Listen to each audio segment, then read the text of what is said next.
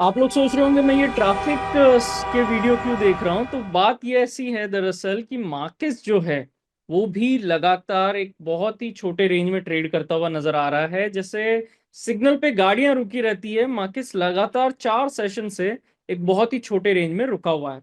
अब किस चीज का वेट कर रहा है? ऑफ कोर्स ग्रीन सिग्नल का, ताकि वो या तो नॉर्थ जा सके या साउथ जा सके। अब वो किस तरफ जाएगा ये तो हमें अगले वीक ही पता चलेगा। और क्या क्या हम डिस्कस करेंगे, तो ये सारी चीजें हम आज के वीडियो में डिस्कस करेंगे। तो फ्रेंड्स, मैं हूं प्रतीक जैन और चलिए आज का वीडियो शुरू करते हैं। तो मार्केट जो है, सेंसेक्स जो है, लगातार 4 सेशन से अपने 200 डे पीरियड एवरेज के ऊपर लगातार बना हुआ है। हालांकि जो बायस है वो कंटिन्यूअसली बहुत हद तक कंसोलिडेशन से बेरिश की तरफ बना हुआ है, क्योंकि एक गैप डाउन होने के बाद लगातार यहाँ पे साइडवे एक्टिविटी नजर आ रही है। बात करते हैं सपोर्ट लेवल्स की। तो इमीडिएट जो सपोर्ट है वो 78,400, जो 200 डे का मूविंग एवरेज है, और उसी के नीचे फिर 77,870, जो कि स्विंग लो है दिसंबर महीने का। अब दिसंबर महीना जल्द ही ऑलमोस्ट खत्म होने भी आ रहा है। तो ये तो बात हुई सपोर्ट की। रेजिस्टेंस कहाँ पे है फ्रेंड्स? रेजिस्टेंस बना हुआ है 79,600 से 80,000 के जोन में, जो कि एक गैप भी है, बियरिश गैप है। और उसके बाद में जो है 80,200 का लेवल भी एक इंपॉर्टेंट रेजिस्टेंस है सेंसेक्स के लिए। इस तरह के मार्केट्स को कैसे ट्रेड किया जाए ऑप्शंस में? तो ऑप्शंस में अगर आपको लगता है कि मार्केट्स आने वाले सेशंस में भी इसी रेंज में रह सकता है, आने वाले 10 दिन 15 दिन जो है वो इसी रेंज में रहेगा, अगर आपको ऐसा लगता है बजट से पहले पहले मार्केट कहीं नहीं जाएगा, तो दो स्ट्रेटजीज हैं। एक आयन कॉन्डोर, एक और दूसरी है आयन बटरफ्लाई, जिसमें कि रिस्क और रिवॉर्ड दोनों ही कैप रहता है। इन स्ट्रैटेजीज के ऊपर हम विस्तार से वीडियो के बीच में चर्चा करेंगे। तो एक तो बात हुई ये, अगर आपको लगता है कि मार्केट जो है ब्रेकडाउन देता हुआ नजर आएगा तो बियर स्प्रेड, और अगर आपको लगता है कि मार्केट यहाँ से ऊपर की तरफ जा सकता है 79,000 को पार करने के बाद, तो यहाँ पर बुल स्प्रेड लिया जा सकता है। बात करते हैं अगर हम डेरिवेटिव डेटा की यहाँ पर, तो सेंसेक्स में डेरिवेटिव डेटा अगर हम देखें तो दोनों ही तरफ कंफ्यूजन नजर आती है, कॉल और पुट दोनों तरफ। कॉल में जहां 78,700 की स्ट्राइक पर तकरीबन 28,400 कॉन्ट्रैक्ट्स है ओपन इंटरेस्ट के, वहीं 78,700 पुट में 30,300 कॉन्ट्रैक्ट्स नजर आ रहे हैं। तो इनडिसिसिवनेस दोनों ही तरफ नजर आ रहा है, यहां पर भी एक साइडवे एक्टिविटी नजर आ रही है। अब एक इंपॉर्टेंट चीज, जिस तरह से हमने लास्ट 4 सेशंस में जो है साइडवे एक्टिविटी देखी सेंसेक्स में, ऐसा अगर हम देखें जून से, तो लगातार ये छठी बार ऐसा है जब मार्केट्स ने एक साइडवे एक्टिविटी नजर आई। और जैसे ही मार्केट्स कंटिन्यूस साइडवे एक्टिविटी में रहता है, 3 से 5 दिन 7 दिन अगर हम कहें, NR4 NR7 ये पैटर्न्स अगर हम देखें, तो मार्केट्स में एक स्विंग मूव अच्छा खासा देखने को मिलता है। चाहे वो जून में हो, चाहे वो अगस्त में हो, चाहे वो नवंबर में ही क्यों ना हो। तो ये जो अब कंसोलिडेशन हुआ है यहाँ, अब क्या कोई बड़ा स्विंग मूव आने वाला है? That's a question mark. What according to you is the answer? Let me know in the comments. आपको क्या लगता है, क्या कोई बड़ा स्विंग मूव आएगा इस तरह के कंसोलिडेशन के बाद? Late me no. बात करते हैं अगर हम दूसरे मेजर इंडेक्स की, यानी कि मिड कैप निफ्टी की, तो यहां पर अगर हम चेक करते हैं तो लगातार 4 सेशन से बाजार मिड कैप निफ्टी ने 12,680 के जो लेवल है उसको होल्ड किया है। लगातार यहां पर स्पाइक्स देखने को मिली है, बड़ी विक्स देखने को मिली है, रिजेक्शन देखने को मिला है नीचे के लेवल से। हालांकि फ्राइडे के सेशन में ऊपर के लेवल से दबाव देखने को मिला था, जो कि इस फॉर्मेशन को थोड़ा सा बेरिश टोन देता है। बात करते हैं अगर सपोर्ट्स की, तो यहां पर 61.8% रिट्रेसमेंट है फिबोनाकी का, जो कि 12,500 के लेवल पर नजर आता है। और उसके बाद अगर हम रेजिस्टेंस की बात करें, तो इस कैंडल यानी जो बड़ी कैंडल है, मदर कैंडल, इसका जो हाई है 13,080, तो 13,080 जो है मिड कैप के लिए एक रेजिस्टेंस बनकर उभर सकता है आने वाले सेशन में। इन लेवल्स को आपको ध्यान में रखना होगा। चलिए बात करते हैं फिन निफ्टी की। तो सेंसेक्स और मिड कैप निफ्टी में एक चीज कॉमन है कि यहाँ पे कंसोलिडेशन से बेयरिश टोन है। फिन निफ्टी में क्या अलग है? फिन निफ्टी में क्लैरिटी है। कैसी क्लैरिटी? कि भाई यहाँ पे कंसोलिडेशन नहीं, यहाँ पे बेयरिश एक्टिविटी नजर आ रही है। कैसे?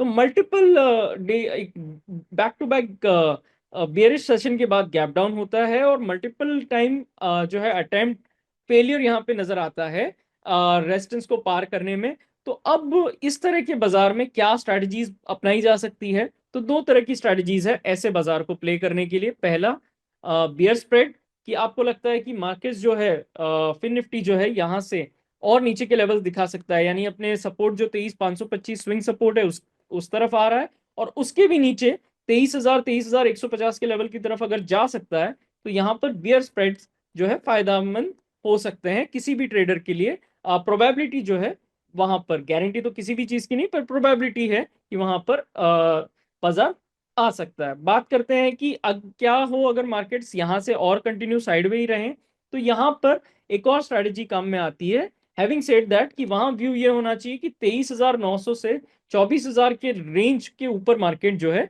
ना जाए, क्योंकि मार्केट का जो रेजिस्टेंस है वो 24,000 और उसके बाद 24,150 का एरिया है। तो इसके ऊपर अगर मार्केट्स नहीं जाता है तो यहाँ पर जो क्रेडिट कॉल स्प्रेड है उस तरह की स्ट्रेटजीज अप्लाई की जा सकती है, विद द व्यू कि मार्केट एक सर्टन रेंज के ऊपर नहीं ट्रेड होगा।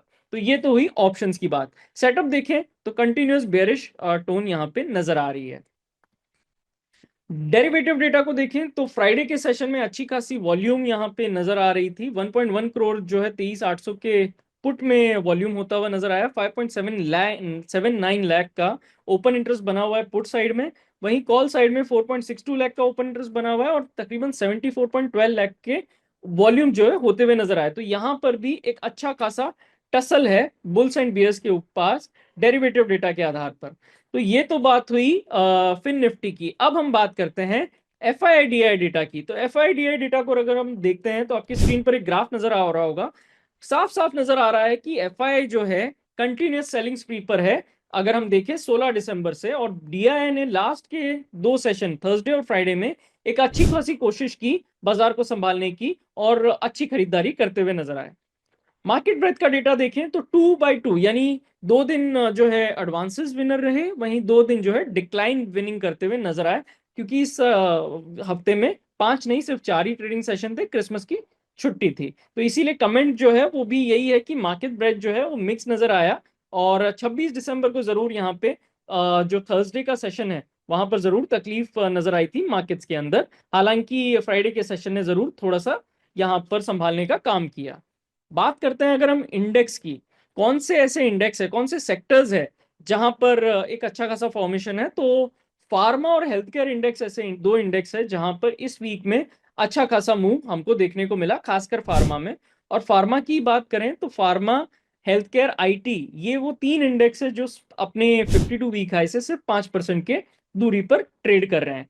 सबसे ज्यादा अगर हम टेक्निकली बात करें तो media, energy, oil and gas और सीपीएसई, ये 4 इंडेक्स ऐसे हैं जो 20% से ज्यादा की दूरी पर है अपने 52 वीक हाई से।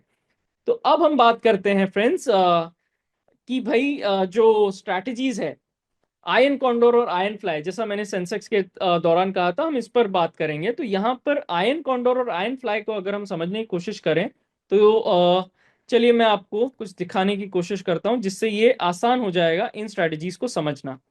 तो आयन कॉन्डोर और आयन फ्लाई, ये जिस जो स्ट्रैटेजीज है इनको अगर हम देखते हैं तो ये कौन सी स्ट्रैटेजीज होती है, ये न्यूट्रल मार्केट की स्ट्रैटेजीज होती है। आयन कॉन्डोर में 4 लेग होते हैं जहां पर आप जो है एटीएम के पास के कॉल और पुट्स दोनों को आप सेल करते हैं और दूर के कॉल और पुट्स को आप बाय करते हैं, जिससे कि आपका रिस्क जो है वो कैप्ड रहे। बटरफ्लाई में भी 4 लेग होते हैं, हालांकि इसके अंदर आपको क्या करना होता है कि आपको जो है एक ही स्ट्राइक के कॉल और पुट बेचने होंगे और दूर के स्ट्राइक के आपको कॉल और पुट बाय करने होंगे, जिससे कि आपका जो रिस्क है वो कैप हो जाए। इन दोनों ही स्ट्रेटजीज में क्या व्यू है कि मार्केट जो है एक छोटे रेंज में ट्रेड कर सकता है। तो इस तरह के मार्केट्स के लिए जो कि अभी साइडवे मार्केट है, इस तरह के मार्केट्स के लिए ये स्ट्रेटजीज काम की हो सकती है। तो ये था आज का इनसाइड ऑफ द वीक। बात करते हैं गोल्ड के एनालिसिस की। तो जिन्होंने पिछले हफ्ते का वीडियो देखा होगा उनको पता होगा कि हमने एक ट्रेंड लाइन जो है ड्रॉ की थी अक्टूबर 2023 से, और गोल्ड जो है इस ट्रेंड लाइन को काफी हद तक रिस्पेक्ट करता हुआ नजर आता है अगर हम अक्टूबर से देख रहे हैं तो। और यहाँ पर बहुत जरूरी है गोल्ड के लिए कि वो जो है इन लेवल्स के पार 2650 के लेवल के पार निकले तो यहाँ पर जरूर एक शॉर्ट टर्म में न्यूट्रल पोजीशन पर आ पाएगा। अभी जो गोल्ड का स्टांस है वो ट्रेंड लाइन के भी नीचे ट्रेड कर रहा है और पिछले हफ्ते के जो वीकली कैंडल है उसके क्लोजिंग के भी नीचे ट्रेड कर रहा है। तो ओवरऑल यहाँ पर साइडवे से हल्की बेरिश टोन गोल्ड में नजर आ रही है जब तक कि वो 2650 के लेवल के नीचे है। इसके पार निकलने पर जरूर गोल्ड में एक अच्छा मूव हम एक्सपेक्ट कर सकते हैं। चेक करें अगर हम डेली चार्ट को, तो यहाँ पर अगर हम चेक करते हैं तो हमें पता चलता है कि एक नीचे से जरूर 2580 के आसपास से एक बाउंस हमको देखने को मिला है। हालांकि 27 दिसंबर यानी फ्राइडे के सेशन में एक 0.54% की डाउन मूव नजर आई। इंपॉर्टेंट है कि शॉर्ट टर्म में 2640 2650 के रेंज के पार निकलने पर एक अच्छा मूव गोल्ड में ऊपर की तरफ आ सकता है। नीचे में रेजिस्टेंस की बात करें तो 2585 का जो लेवल है ये स्विंग सपोर्ट है। इसके नीचे अगर फिसलता है तो 2540 के लेवल्स भी देखने को मिल सकते हैं गोल्ड में। बात करते हैं फ्रेंड्स सिल्वर के एनालिसिस की। तो सिल्वर में चलिए चेक करते हैं क्या हो रहा है। सिल्वर में अगर हम चेक करें आज के दिन, तो 27 दिसंबर यानी फ्राइडे के सेशन में एक डाउन मूव होता हुआ नजर आया। तकरीबन 1.5% से नीचे जो है सिल्वर फिसलता हुआ नजर आया है। और यहाँ पर बहुत इंपॉर्टेंट है, जैसा हमने बार बार कहा, 30.30 का रेजिस्टेंस सिल्वर पार करे और तभी जो है एक डिसिसिव न्यूट्रल से बुलिश पोजीशन में सिल्वर आएगा। अनलेस एंड अनटिल जब तक वो इसके नीचे ट्रेड कर रहा है तब तक 28.75 के लेवल्स भी यहाँ पर दिख सकते हैं। और उसके बाद में जो है और भी नीचे के लेवल्स 27.58 तक के लेवल्स भी हम सिल्वर में आने वाले सेशंस में देख सकते हैं अगर इसी तरह का स्टांस रहा तो। वीकली चार्ट को देखें तो यहाँ पे लगातार 3 हफ्तों से कंटिन्यूअस अगर हम देखेंगे तो यहाँ पर वीकनेस ही सिल्वर में नजर आ रही है, ऊपर में रेजिस्टेंस ही देखने को मिल रहा है। अब बात करते हैं क्रूड ऑयल की। तो क्रूड ऑयल में अगर हम चार्ट चेक करते हैं ब्रेंट क्रूड ऑयल का, तो यहाँ पर जो है कंटिन्यूअस क्रूड ऑयल जो है 70 के आसपास एक सपोर्ट लेता हुआ नजर आया, मल्टीपल टाइम सपोर्ट। और अब बहुत जरूरी है कि 74 का जो लेवल है इसके पार निकलने पर क्रूड ऑयल जो है ब्रेंट क्रूड ऑयल वहां पर एक हल्का बुलिश मूव हमको देखने को मिल सकता है, क्योंकि फिर उसके बाद में जो लोअर हाई फॉर्मेशंस है उसको एक जो है ब्रेकआउट वहां से मिलेगा, वो नलीफाई होती हुई नजर आएगी। तो ये बहुत जरूरी है कि क्रूड ऑयल जो है 74 के लेवल के ऊपर टिके। तो फ्रेंड्स ये तो था आज मार्केट का एनालिसिस, और मुझे उम्मीद है इस एनालिसिस से आप कुछ ना कुछ जरूर वैल्यू ऐड करेंगे। अब एक और इम्पोर्टेंट सवाल ये बनता है कि सेंसेक्स आपको क्या लगता है, सिग्नल्स जो है ग्रीन सिग्नल ट्रैफिक का, वो आपको नॉर्थ की तरफ जाता हुआ दिख रहा है या साउथ की तरफ? Let me know in the comments. We will see you in the next video. Investments in securities market are subject to market risks. Read all the related documents carefully before investing.